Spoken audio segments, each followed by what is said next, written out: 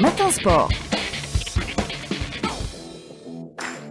Mamal, bonjour. Bonjour.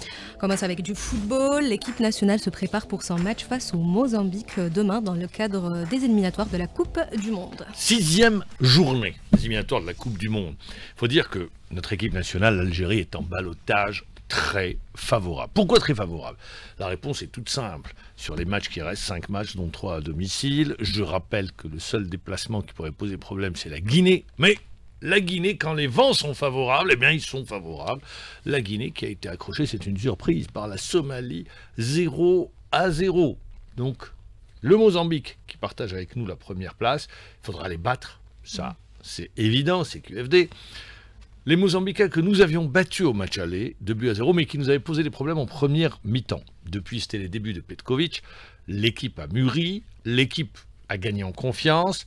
L'équipe, devant son public, devra, une nouvelle fois, montrer toutes ses qualités, faire étalage de ses qualités, gagner ce match, propulserait inévitablement, encore une fois, de manière beaucoup plus accrue, beaucoup plus décisive, l'Algérie vers le Mondial 2026. La Guinée, qui pouvait à un moment nous contrarier et qui a été la seule équipe à nous avoir battus, puisque je rappelle, nous totalisons 12 points sur 15 possibles, cette équipe est rentrée dans le rang depuis déjà le limogeage de son entraîneur. Alors, aujourd'hui, entraînement, je rappelle que le match est programmé à 22h. Il faut rappeler l'horaire, ça sera en direct sur les ondes. Alors, aujourd'hui, il y aura entraînement et zone mixte. Ça sera sur le terrain de Tizi Ouzou, là où le match va se dérouler, à 20h30, traditionnel, un quart d'heure, photo, les caméras pourront filmer les joueurs à l'échauffement, puis 3 joueurs seront désignés pour répondre aux questions des journalistes. Sur l'importance du match contre cette équipe mozambicaine, on va écouter Youssef Belaïli. المقابله الجايه ان شاء الله لازم 3 بوان باش نقولوا احنا هاربين الاولين هاربين 3 بوان باذن الله. كما قلت نقول الشعب الجزائري وقف معنا في تيزي ويزو باش نربحوا ان شاء الله. Gagner à Tizi Ouzou, ça avait réussi, rappelez-vous, contre le Libéria en éliminatoire de la Coupe d'Afrique des Nations. Alors, le Mozambique, on pourrait dire, non, ça va être une formalité. Non, ça ne sera pas une formalité. Vous avez un adversaire qui va vouloir faire tomber l'Algérie de son piédestal, faire prendre seul également les commandes, contrarier l'équipe d'Algérie. Cette équipe du Mozambique est arrivée vendredi soir à Alger. Hier, ils se sont entraînés. Ça a été leur 2e séance d'entraînement au Nelson Mandela. Ils auront une dernière séance, et ça, c'est la réglementation qui l'oblige aujourd'hui, à l'heure du match, à 22h, au stade Hussein Aït Ahmed. Voilà pour cette confrontation entre l'Algérie et le Mozambique pour le compte de la 6e journée des éliminatoires de la Coupe du Monde.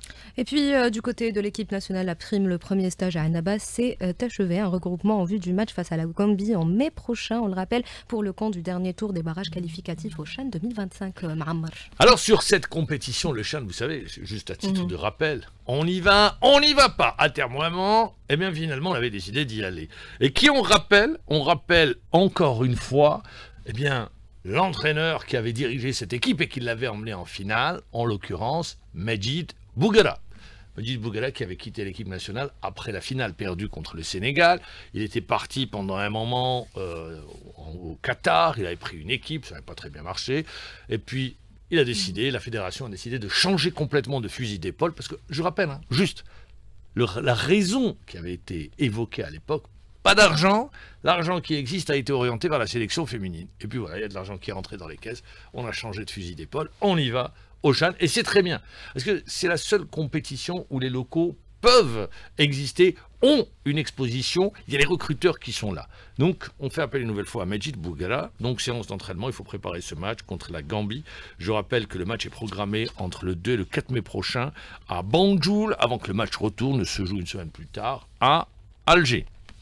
En cas de qualification, l'Algérie sera dans le groupe C en phase finale en compagnie de l'Ouganda, du Niger et de la Guinée, l'autre qualifié du second barrage. La dernière édition avait vu l'Algérie s'incliner au pénalty. D'ailleurs, c'était Mahious qui avait raté son pénalty, juste à titre de rappel. Concernant les locaux, parce que c'est, rappelons-le, mais vous savez, d'ici le championnat d'Afrique des Nations des locaux, c'est ça la grande difficulté pour Majid Bouguera, c'est de pouvoir bénéficier des joueurs qui partiront vers l'étranger, donc il ne pourra plus compter sur eux, parce que ceux qui jouent à l'étranger n'ont pas le droit d'y être. Deuxième des choses, ça sera une compétition qui arrivera en fin de saison. Dans quel état physique seront les joueurs? C'est la grosse difficulté, le gros problème que rencontre Bouguera. Et contrairement à la préparation du CHAN qui s'est déroulé en Algérie.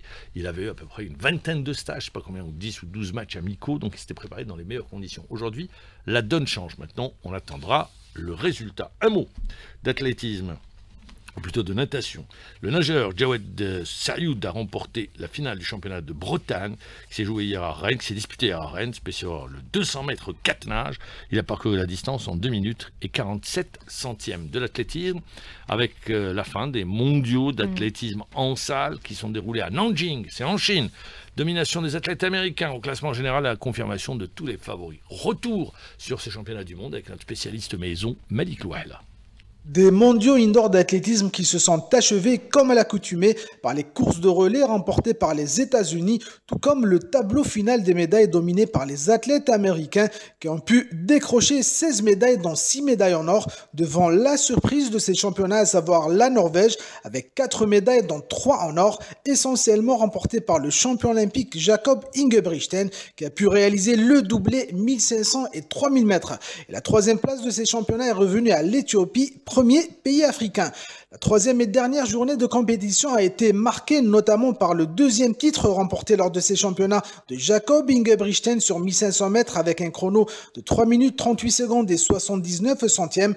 Du côté des dames, le 1500 mètres a été remporté par l'Éthiopienne Gudaft Tsegai qui a signé un nouveau record des championnats en 3 minutes 54 secondes et 86 centièmes. Et du côté des concours, l'Australienne Nicola Hollis-Legers a remporté son deuxième titre consécutif au saut en hauteur féminin avec un saut à 1,97 m. Quant au titre du saut en longueur masculin, il a été remporté par l'excellent italien Mattia Furlani avec un saut mesuré à 8,30 m. On va revenir en football sur l'éliminatoire de la Coupe du Monde parce qu'on joue dans les autres groupes. Hier, l'Estuanie et l'île Maurice ont fait match nul 3 buts partout. Le Kenya a été battu à domicile par le Gabon, 2-1. Dans ce groupe, c'est le Gabon qui prend la première place du groupe. Je rappelle que les Gabonais devancent les Camerounais. Eh oui, ça pourrait être une surprise, mais ce n'est pas encore terminé, puisque dans ces groupes, dans les éliminatoires de la Coupe d'Afrique et de la Coupe du Monde, la compétition n'est pas encore terminée. Le Gabon compte 15 points, plutôt j'avais dit le Cameroun, non, c'est la Côte d'Ivoire. 15 points pour les Gabonais, 13 points pour les Ivoiriens qui joueront demain, les Ivoiriens. Et puis aujourd'hui, on va également jouer dans ces éliminatoires de la Coupe du Monde. Aujourd'hui avec la Namibie qui sera opposée à la Guinée équatoriale, la Guinée-Bissau qui affrontera le Burkina Faso. Le Mali se doit de gagner face à la République centrafricaine. Les raisons sont toutes simples. L'équipe malienne est en grosse difficulté, alors qu'au départ il faisait figure de favori. Je rappelle que les Maliens sont dans un groupe où on retrouve le Ghana qui va se déplacer chez les Malgaches pour affronter Madagascar. 2 points les séparent au classement et une équipe du Ghana qui est rentrée dans le rang ces 2 dernières années. Puis toujours dans ces éliminatoires de la Coupe du Monde, la Tunisie qui domine son groupe va affronter le Malawi. La Côte d'Ivoire, qui je rappelle, compte 2 points de retard, doit absolument gagner devant la Gambie. Ça ne devrait être qu'une formalité. Et l'Éthiopie sera opposée à Djibouti.